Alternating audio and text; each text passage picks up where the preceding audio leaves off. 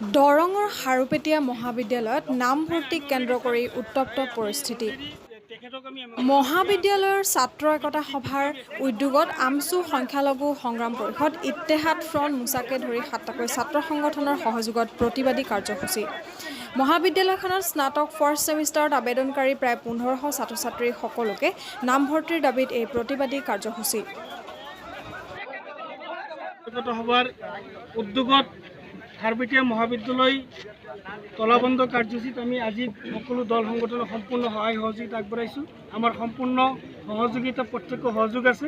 আমাৰ দাবী এটাই যে যিসকল ছাত্ৰ ছাত্ৰীয়ে ইতিমধ্যেই প্ৰপত্ৰ পূৰণ কৰিছে, গোটেইখিনি ছাত্ৰ ছাত্ৰীক মানে এডমিশ্যন দিব লাগে।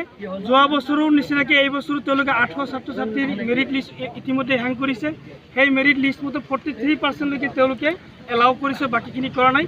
গতিকে আমাৰ ইয়াত যিহেতুকে বিকল্প কোনো উচ্চ শিক্ষানুষ্ঠান নাই, গতিকে যিসকল ছাত্ৰ ছাত্ৰীয়ে ইয়াত প্ৰপত্ৰ পূৰণ কৰিছে ভৰ্তিৰ কাৰণে, গোটেইখিনিক আমাৰ মানে এডমিশ্যন দিবই লাগিব, অন্যথাই আমাৰ এই আন্দোলন অবিৰতভাৱে চলি থাকিব।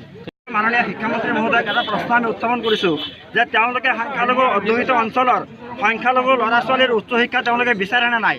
যদি তেওঁলোকে সংখ্যালঘু ল'ৰা ছোৱালীৰ উচ্চ শিক্ষা তেওঁলোকে বিচাৰে, তেনেহ'লে হাৰুপেটীয়া মহাবিদ্যালয়ত তেওঁলোকে যিখিনি ল'ৰা ছোৱালী ইতিমধ্যে আবেদন কৰিছে, ফৰ্ম ভৰ্তি কৰিছে, গোটেইখিনি ল'ৰা ছোৱালীক তেওঁলোকে নামভৰ্তিকৰণৰ ব্যৱস্থা গ্ৰহণ কৰিব লাগিব।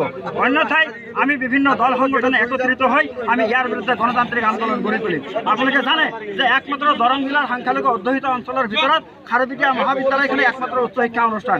আমি অসম চৰকাৰ, গুৱাহাটী ইউনিভাৰ্চিটি, আমাৰ হাৰুপেটীয়া মহাবিদ্যালয় প্ৰশাসনক বাৰে বাৰে আমি অনুৰোধ জনাই আহিছোঁ যে আমি কোনো ধৰণৰ কোনো অগণতান্ত্ৰিক কাৰ্যসূচী আমি গ্ৰহণ কৰা নাই। আমি গণতান্ত্ৰিকভাৱে শিক্ষাৰ অধিকাৰৰ প্ৰতি আমি সজাগ হৈ আমি এই কাৰ্যসূচী গ্ৰহণ কৰিব বিচাৰিছোঁ। কিন্তু আমাক কিয় বাৰম্বাৰ বাধা দিয়া হৈছে, আমাৰ ল'ৰা ছোৱালীখিনি কিয় শিক্ষাৰ পৰা বঞ্চিত কৰা হৈছে, এই কথাবিলাক আমি মাননীয় শিক্ষামন্ত্ৰী মহোদয়ৰ পৰা আমি জানিব বিচাৰিছোঁ, অসম চৰকাৰৰ পৰা আমি জানিব বিচাৰিছোঁ, দৰং জিলা প্ৰশাসনৰ পৰা আমি জানিব বিচাৰিছোঁ। আজি আমি গণতান্ত্ৰিকভাৱে ইয়াত তলাবন্ধ কাৰ্যসূচী গ্ৰহণ কৰিছোঁ। এই কাৰ্যসূচী বাঞ্চল কৰাৰ কাৰণে দৰং জিলা প্ৰশাসনে সামৰিক বাহিনী মুতায়ন কৰি আমাক বাধা দিয়াৰ যুক্তিগত আছে।